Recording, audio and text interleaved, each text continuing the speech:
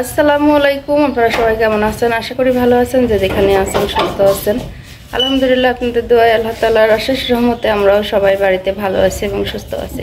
তো শুরু করতেছি আজকে ভিডিওটি সকালবেলা থেকেই।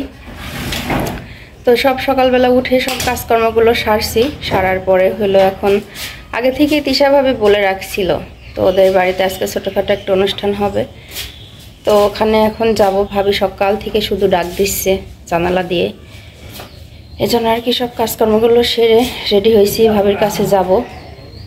তো যে বলছিলাম না যে ভাবি সকাল থেকে শুধু ডাকাডাকি করতেছে। তো এই যে এখানে দেখেন সব এলোমেলো হয়ে আছে, বাজার করে নিয়ে আসছে। তো আগে বলছিলাম ছোটোখাটো অনুষ্ঠান, তো কিসের অনুষ্ঠান সেটা আপনাদের ভিতরে পরে বলবো। মাঝে ভাবি অলরেডি রান্না শুরু করে দিয়েছে, একটা একটা করে ভাতটা লাগিয়ে গেছে। তো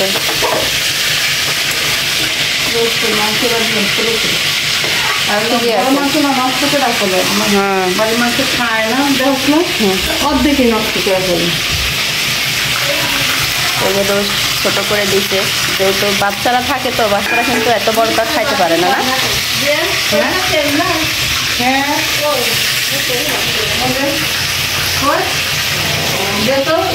মাংসটা ধুয়ে দিয়ে আসছি, এখন এই গরুর মাংসটা দিতে হবে। এখানে খালা হলো, খালা মাঠে মাছ ছিল।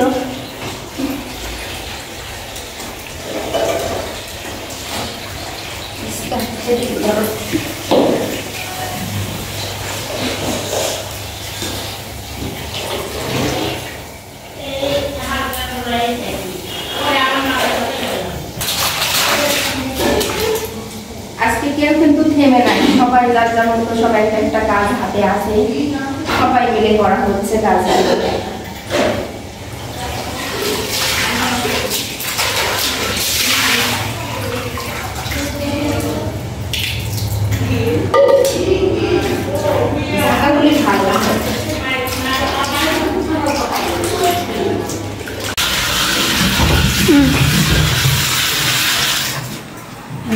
বিরিয়ানি রান্না হচ্ছে। কয় হাতে বিরিয়ানি হলে কি হবে? কম কয় হাতে? 6 হাতে। আমি 3 জন মানুষের 6 হাতের বিরিয়ানি। একলা আমি একলা দোষ মুখে কম নষ্ট হইলে ভাবি রাঁধছে নিশ্চিত।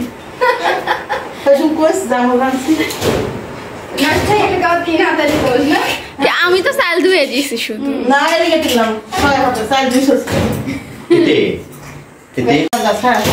ভাবিরা মিলে সব রান্না করে ফেলছে। হ্যাঁ যাবো, এখানে রোস্ট এটা হয়ে গেছে, মানে বন্ধ করতেন। দিয়ে দেবো।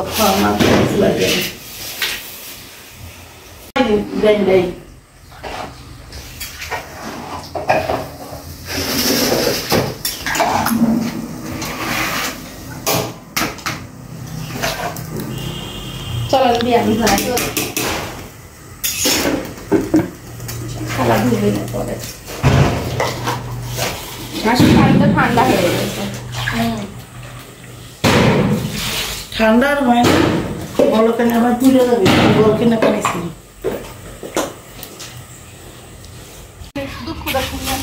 হাঁস ধরবে কিনা? তো একটা রাজহাঁস ছিল তিশা ভাবির, পাপিয়া পালতো, তো সেটা আজকে জবাই হবে, এই জন্য সবাই মিলে আসছে ধরার জন্য। তো যে বিয়ান ভাবি,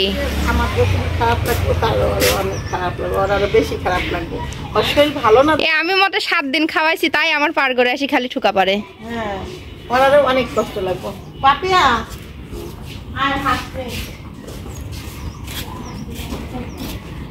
এবার আমি একটু ধরবো। বিয়ান সেই পারে।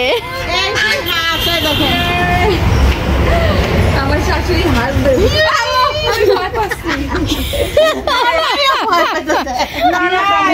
তখন কি হবে?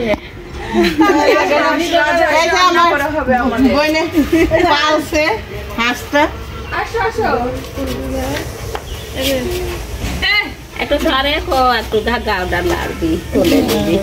বহুদিন ধরে পাললাম হাঁস, যে আমার বাড়ির সামনে একটা হাঁস না হয়েছে এখন। ও মা আসি পায়ে ঠোকা মারে, আমি 7 দিনের খাতে দিছে না আমার পায়ে এসে ঠুকা মারে দাঁড়ালি এমন নরমাল ভাই দেখতে পার বাবু নরমাল যা এটা বড় গাছ বড় রাজার নাম জবাই করতে দেয় না তো কি রাখা হবে বললাম বাবা ওখানে যেতে হবে হ্যাঁ চলে তো এই যে পাপিয়া আসলে আমি বলছিলাম আপনাদের রাত্রে যে আমার অনেক কষ্ট লাগতেছে ও পালছে আর ভিতরে তো কষ্ট আমি হইলো জন্মদাতা মা হইলো পালক মা আমার পিসতে যায় ওখানে পার কাজ দাঁড়া আছে আমার আমি খোকন কাচ্ছু তাই না আসো আমি তো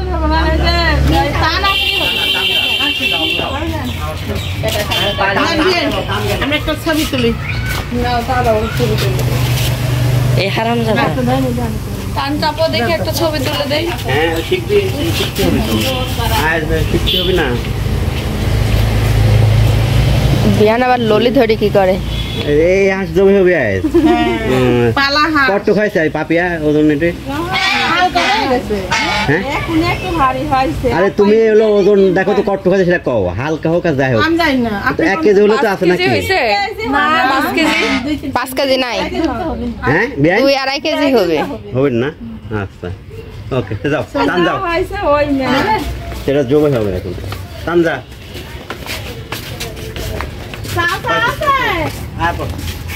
চাচা থাকে ও রাতে ডিউটি করে ভিডিও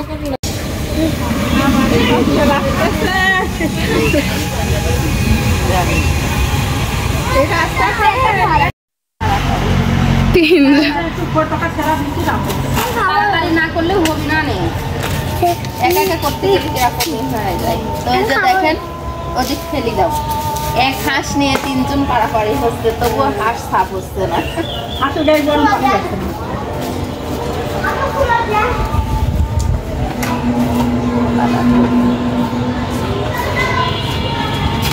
হাঁস খাতে মজা কিন্তু সাফ করা অনেক কষ্ট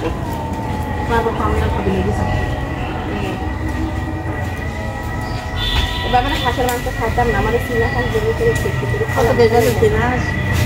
বেশি একটা ব্যাটারি বেশি 1500 টাকা এ বিয়ান সেই পারে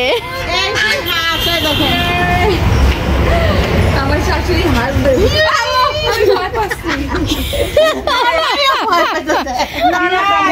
তখন কি হবে না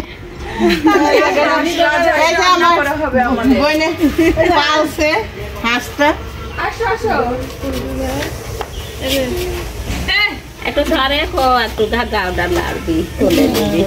বহুদিন ধরে পাললাম হাঁস যে আমার বাড়ির সামনে একটা হাঁস না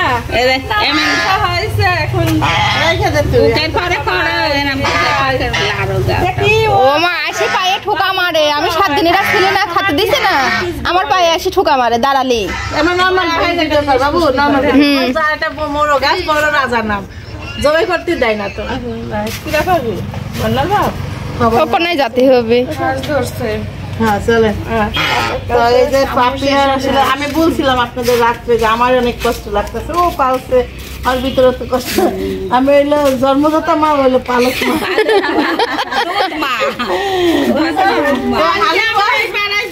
আমার পিসতে যায় ওখানে পার কাজ দাঁড়া আছে আমার আমি খোকন কাচ্ছু তাই না আসো আমি তো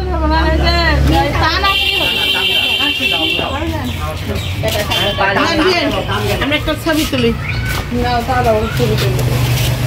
এই হারাম যাবে টান চাপো দেখে একটা ছবি তুলে দেই হ্যাঁ শিখতে হবে তো আর শিখতে হবে না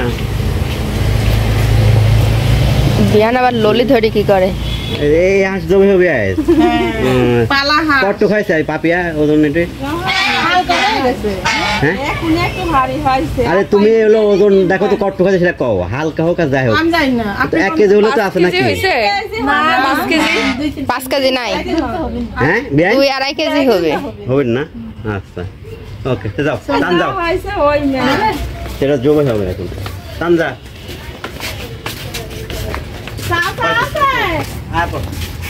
চাচা থাকে ও রাতে ডিউটি করে ভিডিও